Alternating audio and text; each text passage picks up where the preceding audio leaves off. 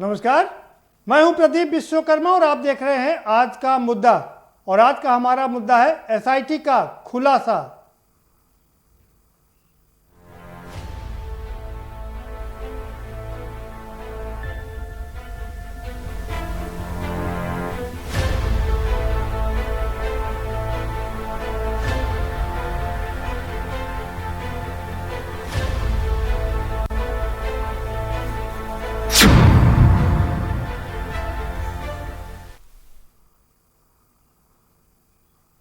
जी हाँ, कानपुर के बिकरू कांड की जांच समाप्त हो चुकी है और एसआईटी जो 3 सदस्यीय एसआईटी बनाई गई थी संजय भूस रेड्डी के नेतृत्व में, उसने अपनी जांच पूरी करके वो रिपोर्ट शासन को, मुख्यमंत्री को सौंप दी है। और इस रिपोर्ट में तमाम बड़े खुलासे किए गए हैं। हम इन्हीं खुलासों पर चर्चा करेंगे। खुलासा ये है कि यूँ तो 3200 पन्ने की ये रिपोर्ट है, लेकिन 7 पन्ने की रिपोर्ट में इसके कुछ मुख्य बिंदुओं पर खुलासा किया गया है। इसमें कहा गया कि करीब 100 लोगों से पूछताछ की गई और 80 लोगों के खिलाफ कार्रवाई करने के लिए कहा गया है। साथ ही 30 लोगों को प्रशासनिक सुधार की सिफारिश भी की गई है। यह भी बताया गया है कि 50 पुलिस वाले इस पूरे कांड में शामिल थे और जिसकी वजह से इतना बड़ा ये नरसंहार हुआ और जिसकी वजह से विकास दुबे, कानपुर वाला विकास दुबे बना। ये सबसे बड़ा खुलासा है। तमाम अधिकारियों ने मिली भगत करके उसको सपोर्ट किया और उसे यहाँ तक पहुँचाया। अब सवाल ये उठता है कि सरकार इस पर कार्रवाई करेगी। जो खबर हमारे पास आ रही है कि मुख्यमंत्री मन बना रहे हैं कि इन अधिकारियों को बर्खास्त किया जाए। ये एक अच्छी बात है, लेकिन सवाल सबसे बड़ा ये है कि कानपुर का बिकरू कांड में एसआईटी की जांच तो हो गई और उसका खुलासा भी हो गया। अब क्या होगा ये तो वक्त ही बताएगा, लेकिन सवाल ये भी है कि क्या ये अकेला उत्तर प्रदेश का कांड है जहां पर ये भू माफिया इतने आगे बढ़ गए हैं या माफिया इतने बढ़ गए हैं। उत्तर प्रदेश में तमाम माफिया हैं और जिनके खिलाफ कार्रवाई चल रही है, जिनकी बिल्डिंगों पर बुलडोजर चलाए जा रहे हैं। लेकिन सवाल ये उठता है कि आखिर इन बड़ी बड़ी हवा महल बिल्डिंगों को बनवाने में सहायता किसने की? क्या इसकी जांच की जाएगी? क्या उन अधिकारियों पर भी कार्रवाई की जाएगी? क्या उन डेवलपमेंट जो विकास प्राधिकरण है उनके अधिकारियों पर भी कार्रवाई की जाएगी? ये सबसे बड़ी चीज़ है, क्योंकि बिना अधिकारियों की मिली भगत के कोई भी इतना बड़ा आदमी नहीं बन सकता।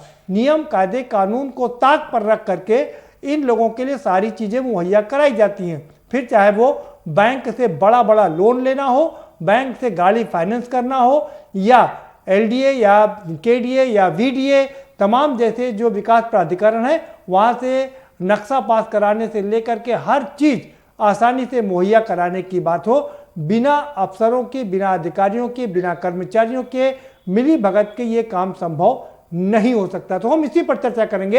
एसआईटी ने जो खुलासा किया है उसके क्या मायने हैं और वो कितनी तस्वीर बदलेगा उत्तर प्रदेश की, इसी पर चर्चा करेंगे। हमारे साथ खास मेहमानों का पैनल जुड़ा हुआ है, हम उनसे आपका परिचय करा देंगे, लेकिन उससे पहले आपको एक रिपोर्ट दिखा देते हैं। ये रिपोर्ट देखिए, समझिए, उसके बाद इस पर चर्चा करेंगे। कानपुर के बिकरू कांड में नया खुलासा। एसआईटी रिपोर्ट में खाकी पर उठे सवाल। खाकी की गद्दारी खाकी पर भारी। 700 पन्नों में 60 गांठ का चिट्ठा। कानपुर का बिकरू कांड एक बार फिर सुर्खियों में है, लेकिन इस बार किसी वारदात के लिए नहीं, बल्कि कांड में हुई अपनों की गद्दारी के चलते, जो उस रात खाकी पर ही भारी पड़ी थी।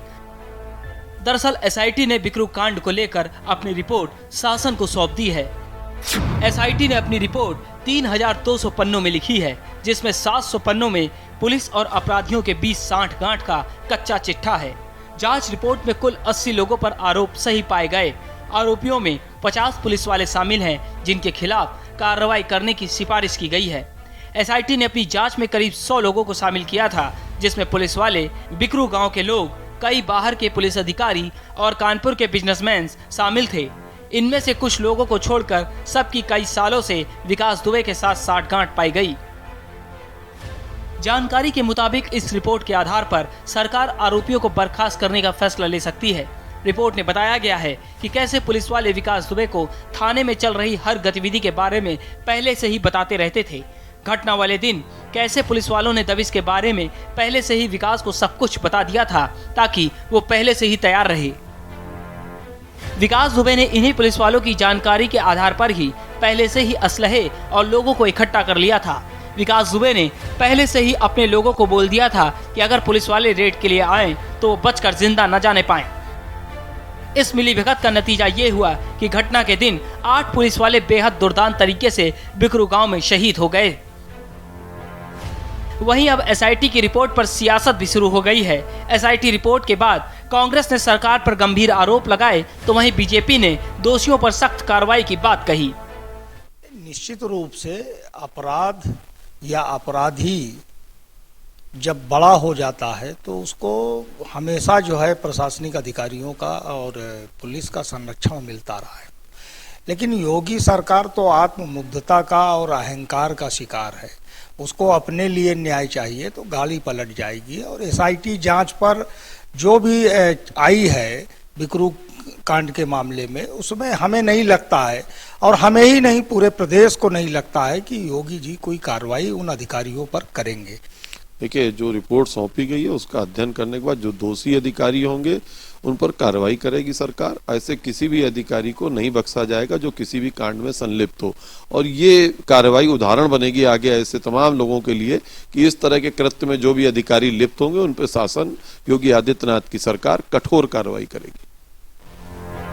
बता दें कि 2 और 3 जुलाई की रात को बिकरू में हुए नरसंहार में पूरे सूबे को हिला दिया था। एसआईटी ने इस मामले में 9 बिंदुओं पर जांच शुरू की थी।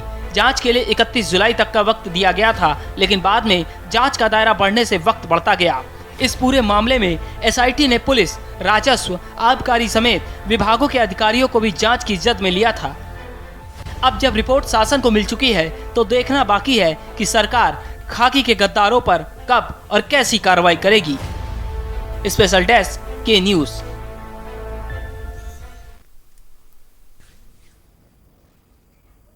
जी हाँ, तो सरकार किस किस पर कार्रवाई करेगी? पहला सवाल ये है, क्या सरकार इस रिपोर्ट पर कार्रवाई करेगी या ये एक बार फिर से ठंडे बस्ते में चली जाएगी? दूसरा सबसे बड़ा सवाल है कि सरकार अगर कार्रवाई करती है तो किस लेवल तक कार्रवाई करेगी? हमारे साथ में सभी खास मेहमान जुड़ चुके हैं, उनसे आपका परिचय करा देते हैं। विजय खेरा साहब हमारे साथ में जुड़ चुके हैं, बहुत वरिष्ठ प्रवक्ता हैं, भारतीय जनता पार्टी के, दिल्ली से जुड़े हुए हैं। बहुत स्वागत है विजय खेरा साहब आपका। जगदेव सिंह जी हमारे साथ में जुड़ चुके हैं, समाजवादी पार्टी के नेता हैं और पूर्व मंत्री भी रह चुके हैं, आपका भी बहुत स्वागत है जगदेव सिंह जी। और मोहित अहमद साहब हमारे साथ में जुड़े हुए हैं, बहुत वरिष्ठ नेता हैं कांग्रेस के, पूर्व मंत्री भी रह चुके हैं, आपका भी बहुत स्वागत है। और पूर्व आईपीएस हमारे साथ सूर्य कुमार शुक्ला भी जुड़ चुके हैं, लंबा अनुभव है पुलिस में काम करने का, वो भी हमारे साथ में जुड़ चुके हैं, आपका भी बहुत स्वागत है सूर्य कुमार जी, आपके अनुभव का लाभ उठाया जाएगा। रुक करेंगे विजय खेरा साहब का। विजय खेरा साहब, 3 सदस्यीय जो कमेटी बनाई गई थी एसआईटी की, उसने अपनी जांच रिपोर्ट सौंप दी है। 3200 पन्ने की रिपोर्ट है, जिसमें से 700 पन्ने में तो सिर्फ पुलिस और माफिया के गठजोड़ की कहानी बयां की गई है। क्या, और यह भी कहा गया है 80 लोगों पर कार्रवाई करने की सिफारिश की गई है, जिसमें से 50 पुलिस वाले हैं। क्या कार्रवाई होगी? योगी सरकार में ये तो रुकता ही नहीं है कि कार्रवाई ना हो। भ्रष्ट हो, करप्ट हो, बेईमान हो, माफिया हो, गुंडा हो, जो भी आदमी पकड़ में आता है वो छोड़ा तो जाता ही नहीं है। आप ये देखिएगा, इस कांड में भी तुरंत एसआईटी की टीम बनाई गई और इतने सीनियर ऑफिसर्स उसमें रखे गए, अतिरिक्त मुख्य सचिव, एडीजी पुलिस और एक डीआईजी, और इन सबको एक काम सौंपा गया, टाइम बाउंड सौंपा गया था, समयबद्ध सीमा देके। उस सीमा को बढ़ाना पड़ा क्योंकि बहुत सारे इन्वेस्टिगेशन थे, 20 सैकड़ों हजारों टेलीफोन कॉल्स को खंगालना था और खंगालने के बाद सच की तह पर पहुंचना था और सच की तह पर पहुंच गए। इन्होंने उसमें से उन सारे ऑफिसर्स को पकड़ लिया जिन 40 ऑफिसर्स, पुलिस ऑफिसर्स इसमें इन्वॉल्व थे, और अदर विभाग के भी, डिस्ट्रिक्ट एडमिनिस्ट्रेशन, जिला प्रशासन, रेवेन्यू वगैरह के जहाँ के भी कोई मिले, फूड डिपार्टमेंट वगैरह वगैरह, उन सबको भी उसमें इस टीम ने जांच करने के बाद उनको भी पाया गया कि वो भी इन्वॉल्व थे। मेरा मतलब इन सब के ऊपर अब गृह मंत्रालय इसकी जांच कर रहा है, और कंप्लीट करके जिसको जो सजा है, छोड़ने का तो कभी प्रश्न उठता ही नहीं है। योगी शासन में न सिफारिश चलती है, न पैसा चलता है, ये पूरा हिंदुस्तान जानता है, उत्तर प्रदेश तो क्या सभी जानते हैं इस बात को, और वो एक मिनट छोड़ते नहीं है। आज 20-20, 25 साल के जितने माफिया किंग्स थे, अरबों करोड़ों रुपए की प्रॉपर्टी लेके बैठे थे, उन्होंने सबको गिरा दिया, सब जमीनें सरकार की खाली करा ली। अब विकास दुबे पे 1990 में डकैती का केस था, उसके बाद 99 में उसमें मर्डर का, जमीन कब्जा करने का केस था, फिर 2000 में फिर एक प्रिंसिपल के मर्डर का केस था, 2000 में फिर राज्य मंत्री को एक मारने का केस। इतने केसेस के बाद ये सरकारें उसको फ्री घूमती रही, विदेश में 15-20 कंट्री की यात्रा करके आ गया, उसको परमिशन मिलती रही। 5 साल तक पिछली सरकार ने उसका पूरा उसको छूट दे रखी थी, लूटो खाओ मस्ती करो। और पिछली सरकारों ने भी अकेला विकास दुबे नहीं, सारे माफियाओं की, चाहे इलाहाबाद, प्रयागराज, कहीं का उठाइए आप, लखनऊ, सब जगह यही हो रहा था। धीरे धीरे करके योगी जी ने किसी को नहीं बख्शा, जो सामने आ रहा है उसको छोड़ा नहीं जा रहा है। इसको भी समयबद्ध करके कोशिश की जाएगी, टास्क कोर्ट में करके ठीक है विजय खेरा साहब, ठीक है विजय खेरा साहब, आपका समय पूरा समाप्त हो गया है, हम दोबारा से आपका रुख करेंगे। मोहित अहमद साहब, क्या कहेंगे, जो एसआईटी ने खुलासा किया है उस रिपोर्ट पर आपकी पहली प्रतिक्रिया? आईटी ने जो खुलासा किया है, राय नहीं है कि कोई भी दबंग, कोई भी माफिया अभी बनता है जब सरकारी संरक्षण पाता है। सरकारी संरक्षण में ही विकास दुबे इतना बड़ा माफिया बना, और पुलिस के ही शाह पे, पुलिस के ही इशारे पर और पुलिस के ही मिली भगत से उसने 8-8 पुलिस के कर्मियों के हत्या कर दी और फरार हो गया। तो एसआईटी तो मजबूर थी। अब 50-50 पुलिस वाले एक इतने बड़े अपराधी के साथ मिले हुए हैं, ये कोई आश्चर्य की बात है। तो इसको ये कह सकते हैं कि सारा जो अपराध और सारे जो अनियमित कार्य, अनैतिक कार्य जितने भी हो रहे हैं, उसमें सब में ये अधिकारी मिले रहते हैं, वरना ये न मिले रहे तो ऐसा हिम्मत नहीं है कि सबकी 8-8 पुलिस वालों की वो हत्या कर दे। और जो मिला हुआ था वो भी खड़ा था, तो इतने दिन तक वो फरार रहा। हाँ, मुझे इतना जरूर कहना है कि जो भी दुबे के खिलाफ हुई वो ठीक है, वो अपराधी, मगर संविधान को तोड़ करके संविधान के खिलाफ किसी को ले आ रहे हैं और कानपुर के पास फर्जी जीप पलटा करके मार देना, ये उचित नहीं है। इसमें एसआईटी ने कोई रिपोर्ट नहीं की, ये फर्जी इनकाउंटर। ठीक है, वो इनकाउंटर पर जांच रिपोर्ट नहीं थी, 9 बिंदुओं पर जांच की गई थी और एसआईटी उन्हीं 9 बिंदुओं पर टिकी हुई थी। मोहित साहब, आपके पास दोबारा से आएंगे। ठीक है, जगदेव सिंह जी, आपकी पहली प्रतिक्रिया? गांव से मात्र 6 किलोमीटर दूर पे जी, और मैं विकास दुबे को व्यक्तिगत रूप से जानता था। हमारे चुनाव में भी उसने हमारे विरोध में काम किया था, और सिवली में थाने में घुसकर संतोष शुक्ला राज्य मंत्री थे, और बिकरू से लगा हुआ सिवली थाना है। वहां जब ये शुक्ला जी अपने कॉलेज जा रहे तो रास्ते में घेर करके इसने घेरा। वो संतोष शुक्ला उसमें राजनाथ सिंह की सरकार। ये कहानी सबको पता है सर, ये कहानी सबको पता है। हम बात कर रहे हैं एसआईटी के खुलासे की। इसी भी आ रहा हूँ। थाने में घुस करके मार दिया और पुलिस वाले सारे गवाह थे, और उसके बाद वो बच निकला। वहीं से ये साबित होता है कि पुलिस के लोग किस तरह से, शासन के लोग उसकी सहयोग कर रहे थे।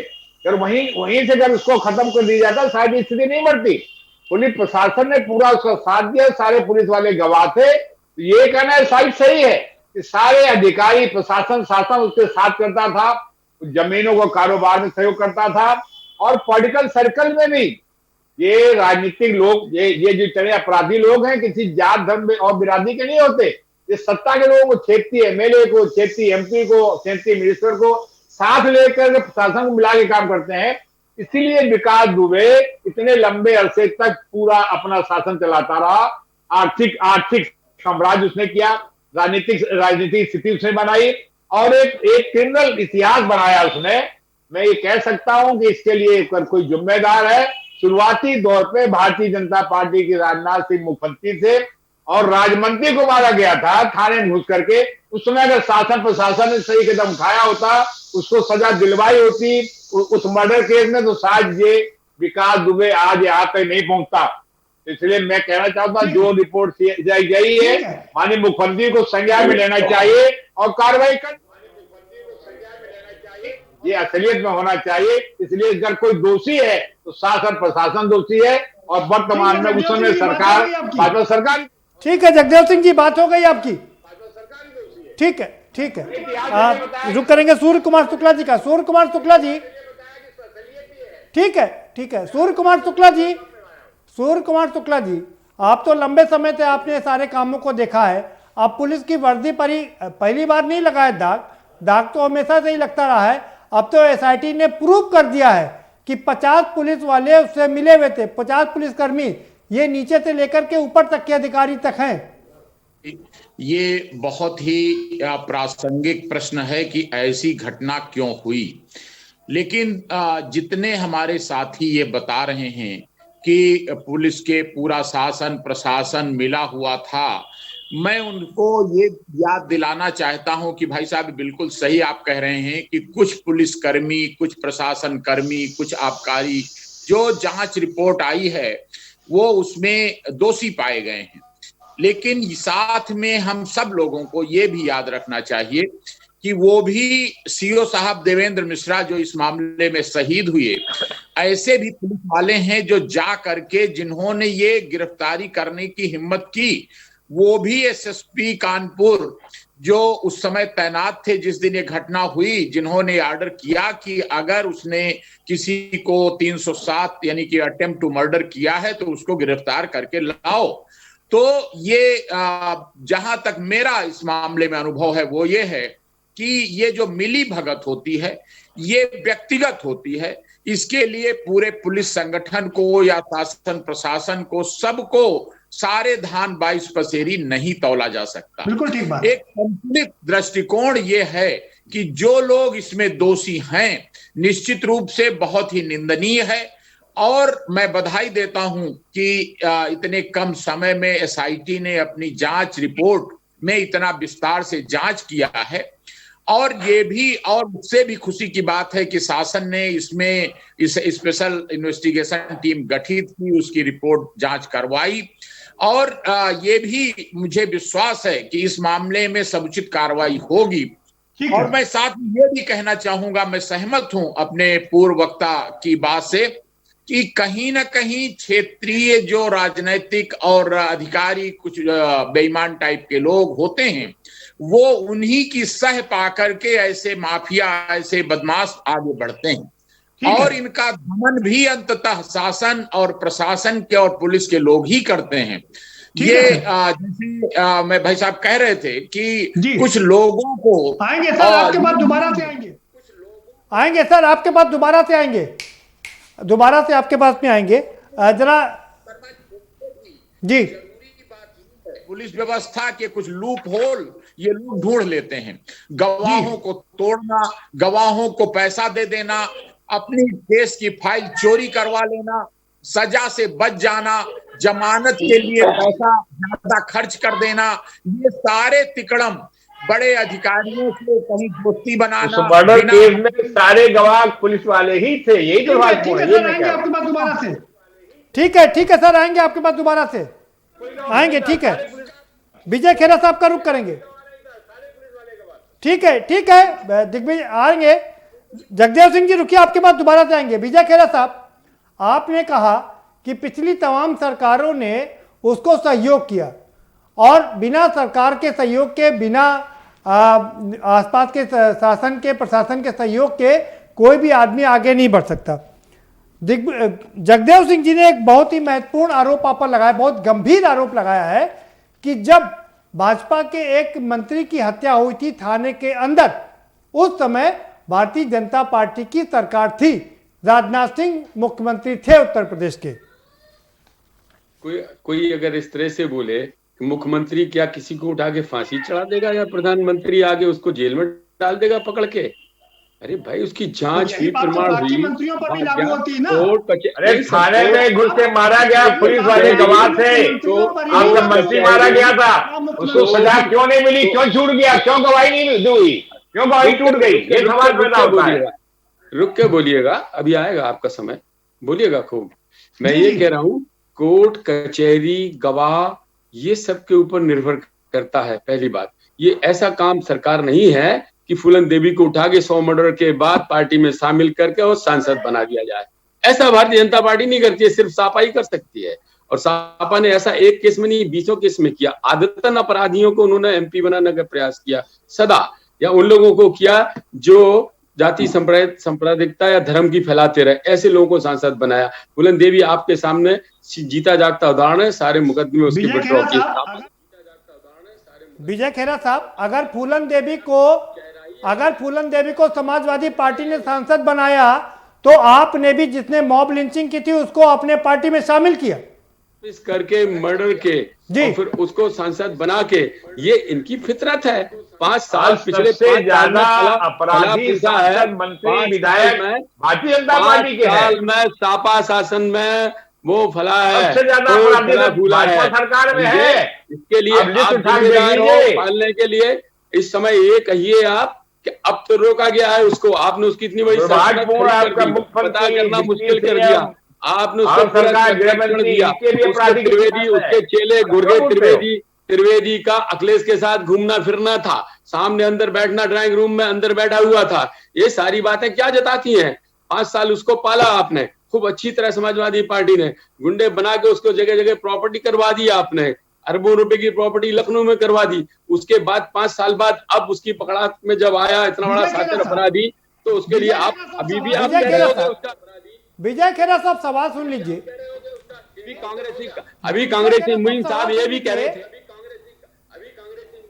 अरे जाइए आप सहानुभूति करके उनके साथ जाइए ना, गुंडों के साथ। आदत है कांग्रेस की तो ये, विजय खेरा खेरा साहब एक सवाल सुन लीजिए भाई। खेरा साहब पलट दी गई, आपने तो घोषणा ही कर दी। अभी तो आप संविधान के दायरे, आप कह रहे फर्जी पटक दी गई उसकी जीप। अरे फर्जी कौन पटक सकता है? वो भाग रहा था, साइड में भागा, उतर के दौड़ रहा था, तब जाके पुलिस ने पकड़ा। बारिश हो रही थी, कच्चे में गाड़ी उतर गई, और आप कह रहे हैं कि वो दिखाया जाता है। उस पर डिस्कस नहीं कर रहे खेरा साहब और मोहित साहब। आप लोग डिबेट को जानबूझ के डिरेल करने की कोशिश कर रहे हैं। रुकिए भाई, रुकिए, आ रहा हूं आपके पास, एक एक करके बोलिए। रुकिए विजय खेरा साहब, सवाल लीजिए पहले आप। विजय खेरा साहब सवाल ले लीजिए। सवाल ये है, आपने पहले सेंटेंस में कहा कि सरकारों ने उसको आगे बढ़ाया, और अगर सरकार न चाहती तो कोई भी माफिया आगे ना बढ़ता। सवाल अभी भी वहीं पर प्रस्तुत करता है कि बीच में आपकी भी सरकारें रहीं, भारतीय जनता पार्टी की भी सरकारें रहीं और उनके भी मुख्यमंत्री रहे, तो ये जो माफिया पनपे हैं इतने सारे पिछले 3 दशक से, वो क्या आपके मुख्यमंत्री के रहते नहीं पनपे? पिछले 5 साल के और 15 साल के रिकॉर्ड में बहुत फर्क है। मैं बाकी भी बात कर रहा हूं, मैं ब्रजेश सिंह की भी बात कर रहा हूं, मुख्तार अंसारी की बात कर रहा हूं, अतीक अहमद की भी बात कर रहा हूं। ये तमाम जितने 40 माफिया हैं उत्तर प्रदेश में, बड़े माफिया, वो कब पनपे? विधायक बनाया। आप जरा समझिए, पहले मैं समझाऊं, इतने वर्षों में बराबर 20 साल में जेल से बैठ के वो विधायक जब बनते, खेरा साहब कितने विधायक बनाया, किसने सांसद बनाया? ये पार्टी के उसमें देख लीजिए कि किसके पास कितने सांसद, कितने विधायक दागी हैं। टोटल मैं अगर किसी अपराधों में लिप्त हैं और गंभीर अपराधों में लिप्त हैं सांसद और विधायक 34% है। उसका कोर्ट में केस चल रहा है, वो तो ना सुप्रीम कोर्ट उसको सजा दे रही है, ना उसमें कोई कानून ऐसा है कि उसको रोका जाए। लेकिन जिनके ऊपर आदतन 20-20 केस चल रहे, 15-15 केस चल रहे, उन लोगों को उठा के आगे बढ़ाने का काम सिवा हिंदुस्तान में समाजवादी पार्टी ही कर सकती है। और शायद ही किसी पार्टी ने ऐसा आज सबसे बड़े अपराधी आज क्या है? भरा पड़ा है। आप क्यों बोलते हैं? से लेके ऊपर तक दो ही काम है, या इनके पास होंगे आतंकवादी, इस तरह के गुंडे, माफिया, या होंगे बड़े-बड़े पदों पर या जाति विशेष के नेता। एक ही काम है इस पार्टी को और कुछ नहीं है, इसलिए जनता ने उठा के फेंक दिया। एक जाति के लोगों को। विजय खेरा साहब एक सवाल के साथ आपको रोकेंगे। विजय खेरा साहब सुन लीजिए, सवाल सुनिए। सवाल यह है, दूसरी पार्टी में जो लोग रहे, अगर वो हिंदू हैं तो नक्सलवादी, मुस्लिम है तो आतंकवादी, और अगर दूसरी जाति के लोग हैं तो फिर दूसरे उद्दंडवादी, अराजकतावादी। मतलब आपकी पार्टी के सारे लोग शुद्ध और दूसरी पार्टी के लोग आतंकवादी, नक्सलवादी। आप यही कहना चाह रहे हैं? हमारी पार्टी का हो चाहे उसकी पार्टी का हो, अपराधी अपराधी होता है। हाँ, लेकिन अपराधी को प्रश्रय देना एक अलग बात है। तो लगातार प्रश्रय देके ब्लॉक अलग बात है। तो कौन देता प्रश्रय? ऊपर तक, डिस्ट्रिक्ट लेवल तक, प्रदेश लेवल तक अपराधियों की एक लंबी फहरिस्त है जो डायरेक्ट सपा लीडर्स के टच में रहते थे। और जहां तक है, पुलिस स्टेशन में एक केस भी फाइल नहीं होता था बिना उनसे पूछे, सपा जिलाध्यक्ष से पूछे। ठीक है विजय खेरा साहब, आएंगे दोबारा से आपके पास। वक्त एक ब्रेक का हो चला है, ब्रेक लेंगे, एक छोटा सा ब्रेक लेंगे। ब्रेक के पार आएंगे तो चर्चा के सिलसिले को आगे बढ़ाएंगे कि एसआईटी ने पूरी तरीके से खुलासा कर दिया है कि बिना पुलिस वालों के और नीचे से लेकर के ऊपर तक मिली भगत के ये खेल संभव नहीं हो सकता था। तो सवाल सबसे बड़ा यही है कि जो दूसरे माफिया पनपे हैं, क्या वो अपने दम पर पनप गए हैं या विकास प्राधिकरणों के बड़े बड़े मगरमच्छों ने उनको पनपाया है और दूसरे अधिकारियों ने उनको आगे बढ़ाया है? उनको भी मोटी रकमें मिली हैं, क्या उन पर भी कार्रवाई होगी? ये भी बड़ा सवाल है। चर्चा को आज जारी रखेंगे, लेकिन एक छोटे से ब्रेक के बाद।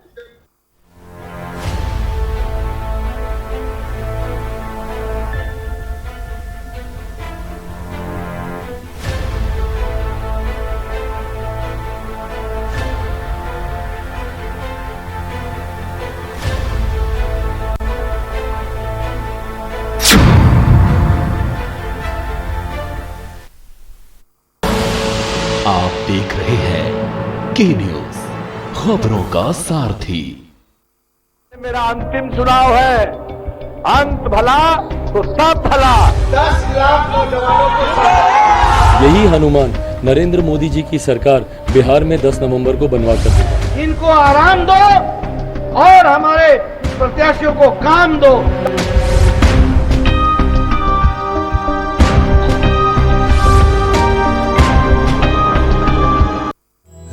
छोटे से ये जिंदगी से भरे, इन्हें हाथों में भर ले और जी ले जरा।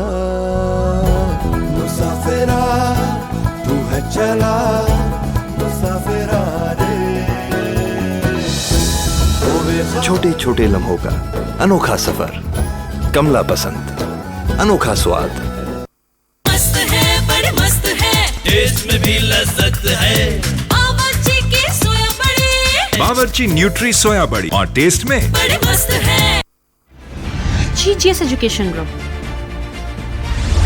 launches 20% discount on academic fee of courses MBA, BBA, BCA, BFSI and GM, D Pharma, B Pharma. Offers best infrastructure, best transport facility, best academic service and best placement service. Register today to avail 20% discount. Call 9971 496 497 or visit the campus Kanpur Lucknow Highway near Unnao. GGS Education Group. खुदी को आजमाया है तो ये अंदाज आया है, खुदी को आजमाया है तो ये अंदाज आया है। तुम में भी मैं हूं, शुद्ध प्लस पान मसाला। मेरा अंतिम चुनाव है, अंत भला तो सब भला। 10 लाख नौजवानों को यही हनुमान नरेंद्र मोदी जी की सरकार बिहार में 10 नवंबर को बनवा कर देगा। इनको आराम दो और हमारे प्रत्याशियों को काम दो।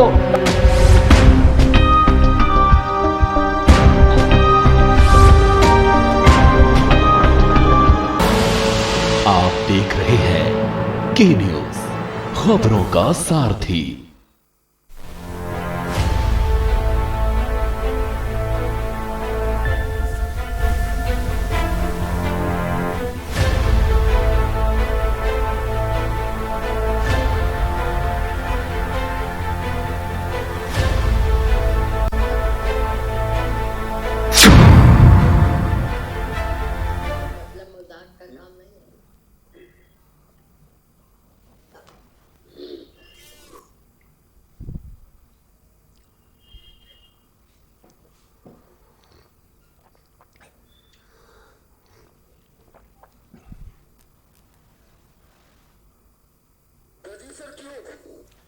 ब्रेक के बाद आपका स्वागत है और हमारे साथ सभी खास मेहमान जुड़े हुए हैं और हम रुक करेंगे मोहित अहमद साहब का। जगदेव सिंह जी का रुक करेंगे। जगदेव सिंह जी, सवाल ये उठता है कि विजय खेरा साहब कहने बिना शासन प्रशासन और सरकार के और मुख्यमंत्री की सहमति से कोई भी माफिया नहीं बन सकता। ये बात बिल्कुल सच है, 100 आने सच है, क्योंकि जिस तरह से मुख्तार अंसारी, अतीक अहमद बढ़े, अरबों खरबों की संपत्ति बनाई, वो तो आप लोगों की सरकार में ही बनी। ये है, ये विजय खेड़ा कोई भी हो वर्तमान सरकार की, पहली सरकारों पे आरोप लगाने की इनकी आदत सी बन गई। इनके कार्यकाल में क्या हुआ? आरोप लगाने की कार्यकाल में क्या हुआ? जगदेव साहब, आरोप लगाने की बात यहाँ पर नहीं है, आंकड़े बोल रहे हैं। मुख्तार अंसारी, अतीक अहमद जैसे बदमाश माफिया बने और उनने अरबों खरबों की संपत्ति अर्जित की, जिसको आज तोड़ा जा रहा है, तो वो बिना शासन प्रशासन और सरकार की सहमति से आगे नहीं बढ़ सकते। सरकार क्या समाजवादी पार्टी की रही है? लगातार माननीय मुलायम सिंह जी, अखिलेश साहब, अभी देखिए पिछले सरकार काल में अखिलेश यादव के अतीक अहमद हो, चाहे अतीक अहमद हो, चाहे अंसारी हो, चाहे डीपी यादव हो, सबसे पूर्ण बहुमत से सरकार में मंत्री रहे। सरकार रही, गुप्ता जी की सरकार रही। बिल्कुल ठीक बात है, बिल्कुल ठीक करें आप। ये सवाल मैंने, सुन लीजिए, ये सवाल मैंने विजय खेरा साहब से पूछा, अब आपसे भी पूछ रहा हूं, आखिर ये जो बड़े मगरमच्छ हैं, ये इतने बढ़े कैसे? किसने इनको सपोर्ट किया? जो माफिया, जो अपराधी बनते हैं, इसमें वास्तव में क्षेत्रीय प्रशासन का, क्षेत्रीय विधायक का, क्षेत्रीय एमपी का इसकी रूप सहयोग होता है। नहीं, इतना बढ़ नहीं सकता। और सरकारें तो आती जाती बदलती रहती है, कोई सरकार समर्थन कर। तो आप लोगों ने कार्रवाई क्यों नहीं की? अब आज वर्तमान सरकार को कार्रवाई करनी पड़ रही है, सारे बुलडोजर चलवाने पड़ रहे हैं, अवैध जमीनों पर कब्जा जी हो गया। आज योगी जी कार्रवाई कर रहे हैं, जनीदोष कर रहे हैं। सरकार में रहे जगदेव सिंह जी। अरे आप तो 5 साल सरकार में रहे जगदेव सिंह जी, अभी तो सरकार के 4 साल भी पूरे नहीं हुए। इतने बड़े बड़े अतीक अंसारी सब, और 5 साल में माननीय अखिलेश यादव ने इसे किनारा किया। आपको जी अंसारी को और ये जितने माफिया थे, जितने क्रिमिनल थे, सबको पार्टी से निकासित करने का काम किया है, तो माननीय अखिलेश यादव ने किया है। अखिलेश जी ने डीपी यादव को पार्टी में नहीं लिया, लेकिन उससे पहले मुख्तार अंसारी, अफजाल अंसारी, तमाम अंसारी, अतीक अहमद, आप बसपा और सपा में ही घूमते रहे। घूमते रहेंगे, अपराधियों को निकाल देगी सपा, तो आपके पास बचेगा क्या? बीजेपी के शासन काल में कार्रवाई करनी चाहिए। अरे अपराधियों को अगर आप निकाल दोगे तो सपा के पास कुछ बचेगा ही नहीं, फिर नेता कहाँ बचेंगे? खत्म हो जाएगी पार्टी, पार्टी खत्म हो जाएगी। समाजवादी पार्टी ने निकाल के दिखाया है। ये अगर किसी ने साथ किया है, हिम्मत की तो माननीय अखिलेश यादव ने की है, चाहे वो अंसारी हो, चाहे डीपी यादव हो, और जितने भी भूमाफिया, जितने माफिया में, सब सबको निकाल पार्टी बाहर करने किसी ने हिम्मत से काम किया, माननीय अखिलेश यादव ने किया है। और 5 साल इनके बिना सरकार चलाई है, और फिर उन्हीं सारे लोगों को आप देख लिए, कुलदीप सिंह जैसे तमाम लोगों को किसने आजम खां की बात कीजिए, आजम खां की बात कीजिए, उप मुख्यमंत्री की बात कीजिए, जेल में सड़ रहे हैं।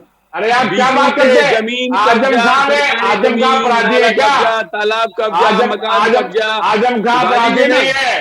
कितने मुख्यमंत्री थे? आजम खान ने अच्छे काम किए हैं, आजम खान ने यूनिवर्सिटी बनाई है। और सरकार, आप सुनिए तो पूरी बात, सरकार यूनिवर्सिटी शिक्षा के लिए जमीन देती है, एड देती है। अगर आजम खान ने यूनिवर्सिटी बना दी बच्चों की शिक्षा के लिए, तो अपराध कर दिया क्या? ये काम सरकार जिम्मेदारी होती है। ये आपने को छोड़ करके की बात छोड़ दीजिए। आजम खान सांसद थे, अपराधी नहीं थे, लेकिन जरा इनकी बात कर लीजिए। मुख्तार अंसारी और अतीक अहमद की बात कीजिए। शिक्षा के नाम पर लूट नहीं। मोहित साहब के पास चलेंगे। जगदेव सिंह जी, ठीक है, आपकी बात हो गई। मोहित साहब, ठीक, जगदेव सिंह जी आपकी बात हो गई, दोबारा से आपके पास आएंगे। ठीक है, मोहित अहमद साहब, आप मुझे बताइए, बिना शासन प्रशासन और सरकार की सहमति के कोई भी माफिया, क्या कोई भी व्यक्ति आगे नहीं बढ़ सकता? ये बात गलत है क्या? जी बिल्कुल विश्वकर्मा जी, आप सही कह रहे हैं। कोई भी माफिया इस हद तक नहीं बढ़ सकता जब तक शासन के संरक्षण में ना हो।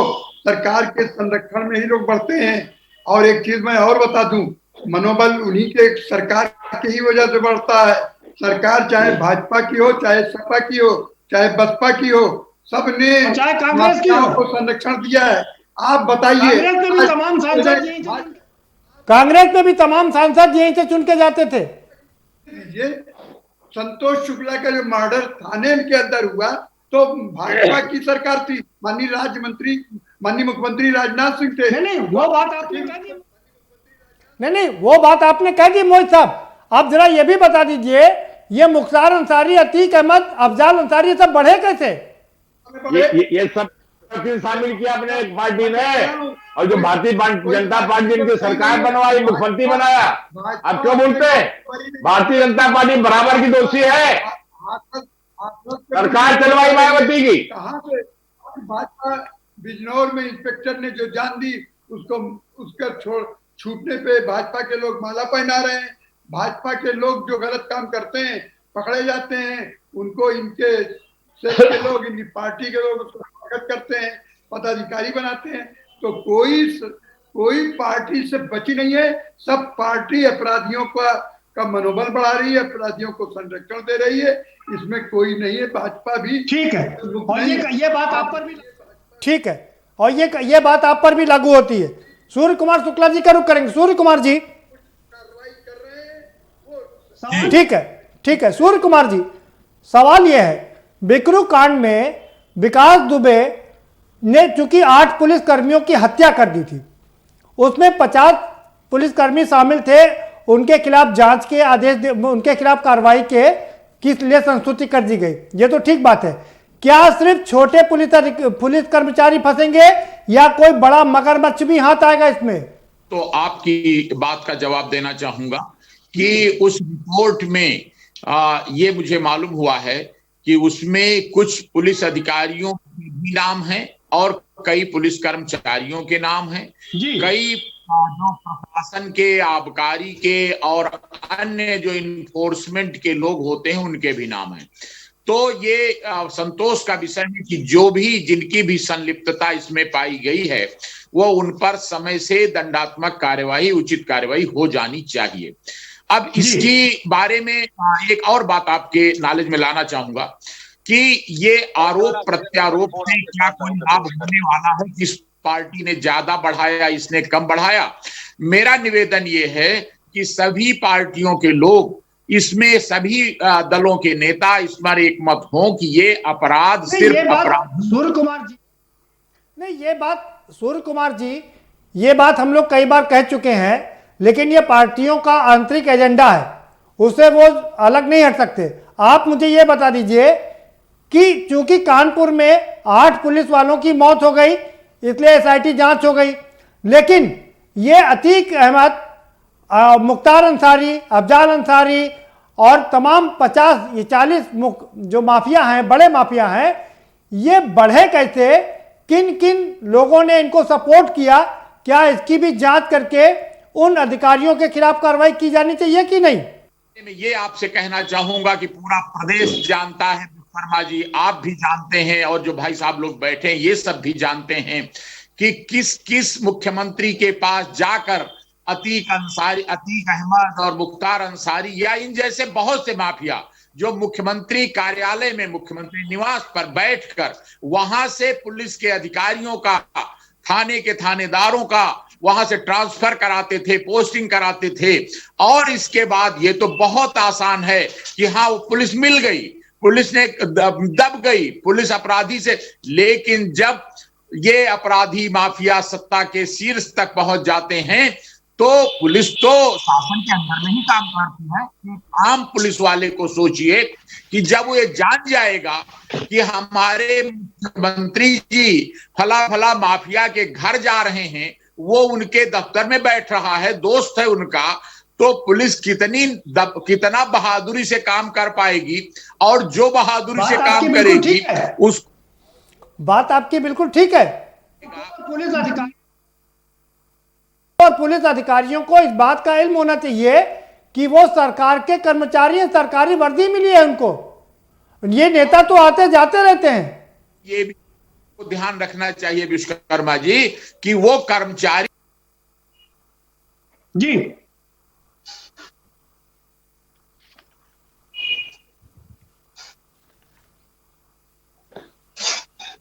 सारे जिलों के एसपी डीआईजी बदले गए और जो चॉइस माफियाओं ने की उनको पोस्ट किया गया। ठीक है, ठीक है, ठीक है, ठीक है। एक सवाल और आपसे ले लेते हैं। आपने कहा इस रिपोर्ट में तमाम बड़े अधिकारियों के नाम भी शामिल हैं। मैं फिर आपसे पूछता हूं, क्या एक बड़े अधिकारी पर तमाम आरोप लगे, उनके वीडियो ऑडियो वायरल हुए, क्या बड़े अधिकारी पर कार्रवाई होगी? आपको लगता है ऐसा? आप देखिए कि अभी एक एसपी पर आरोप लगा और पुलिस के ही लोग हैं जिन्होंने जांच की और वारंट जारी कराया। तो आपने तो कहावत सुनी ही होगी कि पुलिस अपने बाप की नहीं होती, जब मामला फंस जाता है तो पुलिस किसी की मदद नहीं करती। और ये जो कुछ जैसे कहते हैं ना, गंगा गंदी होती है तो जब भागीरथी से ही, जब गंगोत्री से जब गंदी कर दी जाएंगी, जब सत्ता के शीर्ष से इस प्रकार की घटनाएं होने लगेंगी कि लोग अपराधियों को सुधार के नाम पर उनसे दोस्ती करने लगेंगे। हम कब तक ये कह के बसते रहेंगे? हम कब तक ये कह के बसते रहेंगे सूर्य कुमार जी कि गंगा ऊपर से बह रही है तो मैली आ रही है? कहीं तो गंगा साफ होगी ना। कानपुर में मैली है तो पटना में तो साफ होना चाहिए, गंगोत्री में मैली है तो सभी जगह गंदी होगी। ठीक है, ठीक है सर, आपके पास दोबारा से आएंगे। विजय खेरा साहब, मेरा सवाल आपसे ये है, जो मैंने सूर्य कुमार जी से सवाल पूछा और उन्होंने कहा कि हाँ सब पर कार्रवाई होनी चाहिए। सवाल यह है कि बिकरू कांड पर तो एसआईटी की जांच हो गई और उसमें निकल के आ गया कि कौन कौन से अधिकारी उसमें शामिल थे। बाकी के जो माफिया हैं उनके खिलाफ एसआईटी की जांच क्यों नहीं हो रही है? किन किन अधिकारियों ने सपोर्ट किया, किसके दम पर वो इतने बड़े माफिया बने? उनके खिलाफ भी कार्रवाई होनी चाहिए। जहां जहां जहां भी नजर आता है वही वहां कोई पुलिस का कितना बड़ा अधिकारी हो, तुरंत उसको सस्पेंड कर दिया जाता है, लाइन में भेज दिया जाता है और उसके बाद उसकी इंक्वायरी होती है। मुख्तार अंसारी और अतीक अहमद ही नजर आते हैं। उतना बड़ा बनाए के लोग नजर आते हैं, बाकी पहली खत्म हो गए हैं।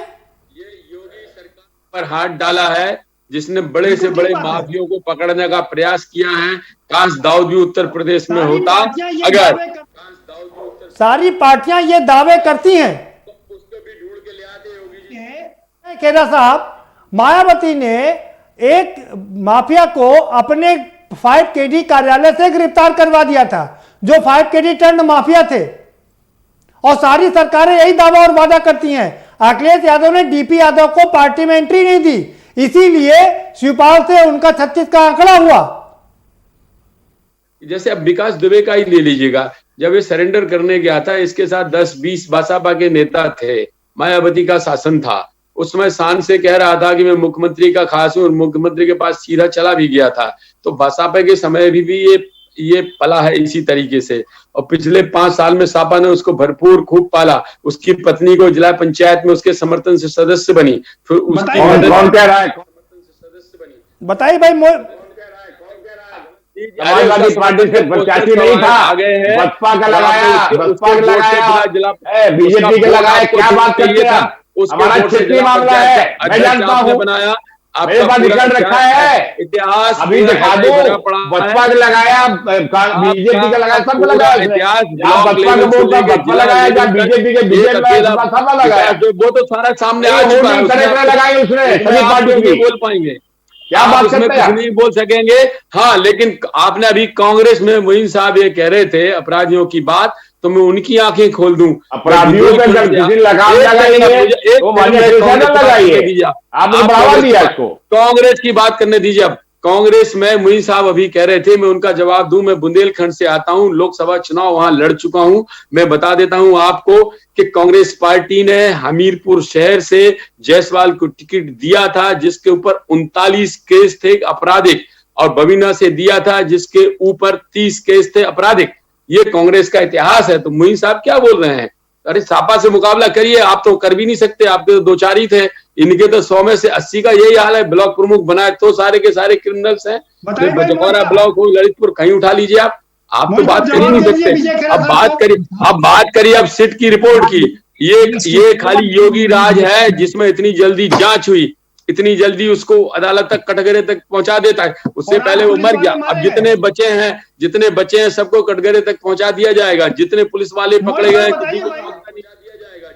मोहित साहब बताइए भाई, आप 49 मुकदमे वाले अपराधी को टिकट देते हैं? अपराधी की बात कीजिएगा, मेरी बात सुनिए, आप भी सुन लीजिएगा विश्वकर्मा जी। अपराधी को पहले आप समझने की कोशिश करिए। एक सेकंड मोइन साहब, आज की तारीख में विश्वकर्मा जी, अपराधी तो सोनिया गांधी को भी बोलोगे क्या आप? राहुल गांधी को भी बोलोगे क्या? वो जमानत पर हैं, क्या बोलेंगे आप? अपराधी का फर्क है।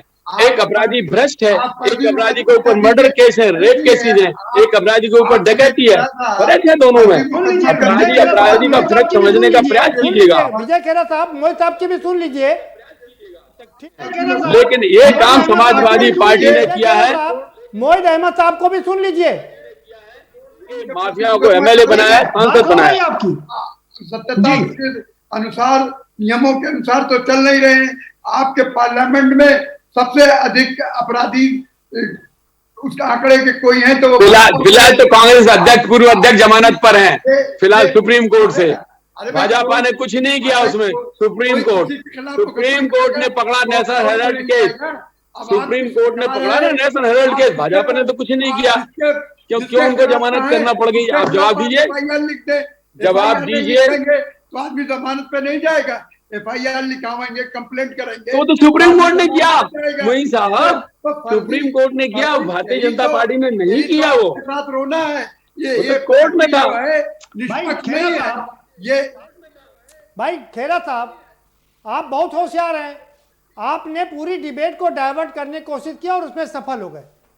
मैं बात कर रहा था माफियाओं की, आपने वहां राहुल और सोनिया का नाम डाल दिया बीच में जी।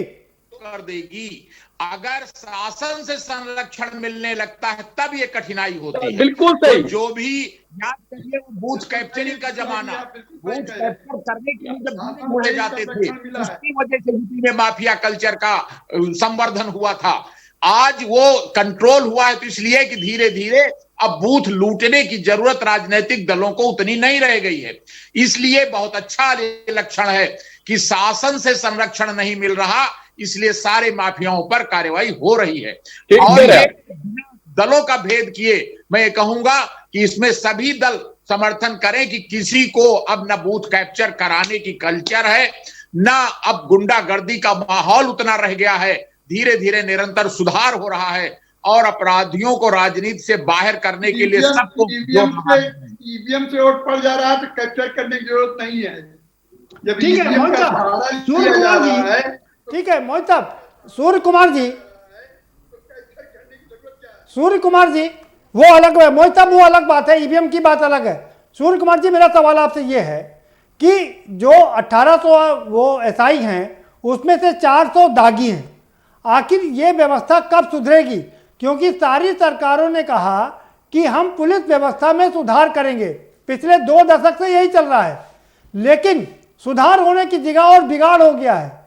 से पूरी तरह सहमत हूं कि एक होती वीडिंग आउट, पुलिस विभाग में भी और विभागों में भी चिन्हित करके, मेरा यह दृढ़ मत है कि जो बेईमान छवि के, पब्लिक से बदतमीजी करने वाले, घूस लेने वाले, ऐसों को चिन्हित करके उनकी वीडिंग करके उनको ऐसी शाखाओं में जैसे पीएसी है, आरएम पुलिस है, उसमें हटा के नहीं, एक चीज सूर्य कुमार जी मैं आपसे समझना चाहता हूं, क्या जो ईमानदार पुलिस वाले होते हैं, ईमानदार अधिकारी होते हैं, वो आगे नहीं बढ़ पाते क्योंकि वो अपने लोगों को ओबलाइज नहीं कर पाते, अपने मतलब शासन सत्ता में बैठे लोगों को ओबलाइज नहीं कर पाते।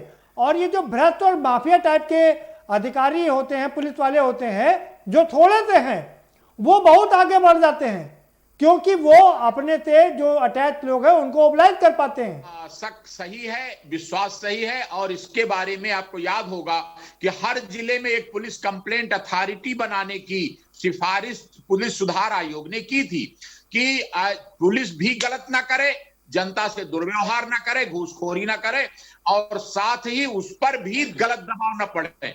जो फ्रस्ट्रेशन की वजह से, टेंशन की वजह से पुलिस को कष्ट होता है, वो जैसे कि हफ्ते में उनको एक छुट्टी मिल जाए, उनको ड्यूटी के घंटे कम से कम नहीं 8 घंटे तो 12 घंटे से ज्यादा ड्यूटी न ली जाए, इनके बारे में भी आवश्यक सुधार हो जाए ताकि वो जनता से दुर्व्यवहार का जो टेंशन के कारण होता है वो खत्म हो जाए। तो पुलिस में भी और ये पुलिस के ऊपर भी कंट्रोल और बेहतर करने की पहले से बहुत सुधार हुआ। ठीक है, जल्दी से मुझे ये बता, ठीक है, जल्दी से मुझे ये बता दीजिए, जल्दी से सूर्य कुमार जी ये बता दीजिए, आखिर इस व्यवस्था में सुधार कैसे होगा? क्या सारे माफियाओं के जो सहयोगी हैं उनके खिलाफ भी जांच करके उनके खिलाफ भी कार्रवाई की जानी चाहिए, तब ये व्यवस्था सुधरेगी? आपका फाइनल कमेंट। सही है कि जो मददगार हैं, अब तो सर्वेलांस का जमाना है, पूरा चिन्हांकन हो जाना चाहिए कि माफियों के मददगार कौन कौन लोग हैं, चाहे वो किसी काम के हों, नेता हो, चाहे वो सामाजिक लोग हैं, चाहे उन पर सब पर एबेटमेंट की कार्रवाई जो होती है कि बढ़ावा देना, इनके कामों में सहयोग करना, चाहे वो कर्मचारी हैं, अधिकारी हैं, कोई भी हो, वो बहुत से लोग उनको एक हिस्सा ले करके बचाते हैं, जमानत कराते हैं, जेलों से बचाते हैं, उनकी फाइलें गायब कराते हैं, उनके सबूत फड़वाते हैं। ये सब काम बिल्कुल, ये माफियाओं के खिलाफ तो परमानेंट एसआईटी बन जाना चाहिए। ये बहुत अच्छा काम सरकार ने किया है, इसको और आगे बढ़ाना चाहिए। मैं विस्तृत रूप देना चाहिए। बहुत शुक्रिया, बने रहिए सर हमारे साथ में। इसको बहुत ही विस्तार रूप देना चाहिए। आपके पास दोबारा से आएंगे। मोहित अहमद साहब, क्या जो एसआईटी कानपुर में बनाई गई है इसको पूरे उत्तर प्रदेश के लिए बना देनी चाहिए और इस तरह के जितने सहयोगी उन पर कार्रवाई की जानी चाहिए?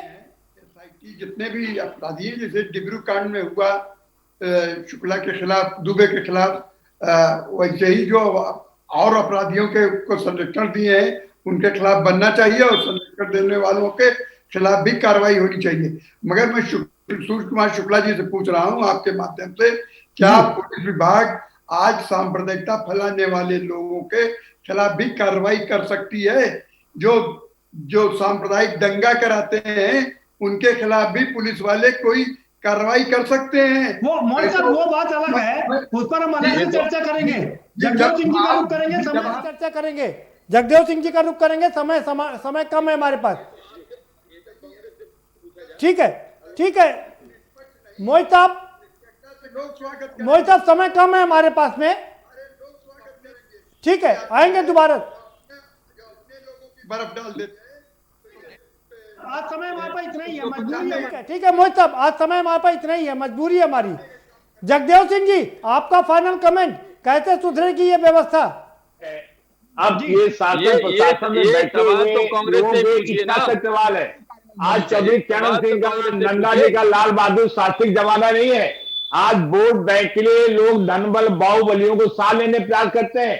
पार्टी इतनी पार्टियां आपके सामने है, जब तक इस तरह की व्यवस्था नहीं बदली जाएगी, इच्छा शक्ति नहीं होगी, तब तक परिवर्तन नहीं हो सकता। ये जितने माफिया, इनके पास वोट बैंक होता है, वोट बैंक के लालच में पार्टियां करती हैं कि हाथी के दांत खाने का और दिखाने के और है। इसलिए सोसाइटी जो कही है, मैंने मान लिया और मेरी इच्छा शक्ति की बात कही है। अखिलेश यादव ने इच्छा शक्ति दिखाई है, निकाल के बाहर किया है। ये इच्छा शक्ति होनी चाहिए। और ज्यादा अपराधी की बात करते हैं, अपराधी के यहाँ तो आपके यहाँ भी तरी पार है। आपके यहाँ भी जो बड़े बड़े मुख्यमंत्री सब बैठे हुए, इनके भी आपराधिक इतिहास है। आपने 5 साल विकास दुबे के ऊपर कोई कार्रवाई नहीं की। विकास के दुबे 5 साल आपने विकास दुबे पर सरकार। विजय खेरा साहब, आप ही के पास आ रहा हूं। उसकी जमानत हो गई। कई विधायक आपके नाम आए हैं, विधायक नहीं, बीजेपी के विधायकों के नाम आए हैं पूरा वर्तमान में। आपका अपराधियों का है, ये तो है पार्टी अपराधियों की, वो तो छोड़ दो। विकास की बात करने की जरूरत नहीं है। विजय खेरा साहब, जगदेव सिंह जी, आपकी बात पूरी हो गई। जगदेव जी समय समाप्त हो गया, आपकी बात पूरी हो गई। विजय खेरा साहब, जगदेव जी ने एक बात अच्छी कही कि अभी भी ये अलग बात है कि बूथ लूटने का काम समाप्त हो गया माफियाओं का, लेकिन इनका बड़ा प्रभाव होता है, इसलिए पार्टियां साथ में लेकर के चलती हैं। आप जल्दी से ये बता दीजिए मुझे, आखिर इसका निराकरण कैसे होगा, इसका समाधान कैसे होगा? इतने माफिया हैं, अभी आपके सामने है, अतीक हो, जो है अभी आपके सामने आ रहे हैं, इनका कोई संबंध भारतीय जनता पार्टी से नहीं रहा न है। विकास दुबे का भी पिछले 5 साल में सापा ने कोई कार्रवाई नहीं की। जब भारतीय पार्टी ने समाधान बताइए भाई, समय समाप्त हो गया। विजय खेरा साहब, भारतीय जनता पार्टी ने कार्रवाई की, उसको जेल में डाला। सुनिए, आप नहीं डाला, भारतीय जनता पार्टी ने डाला है। उसके बाद हाई कोर्ट ने जमानत दे दी, ये दुर्भाग्य था। भाजपा विधायकों ने किया। विजय खेरा साहब, सवाल ये है, एक सवाल और सुन लीजिए जल्दी से, कि क्या अतीक अहमद और मुख्तार अंसारी पर कार्रवाई इसलिए की जा रही है और उनके गुर्गों पर कार्रवाई इसलिए की जा रही है क्योंकि एक मैसेज दिया जा सके?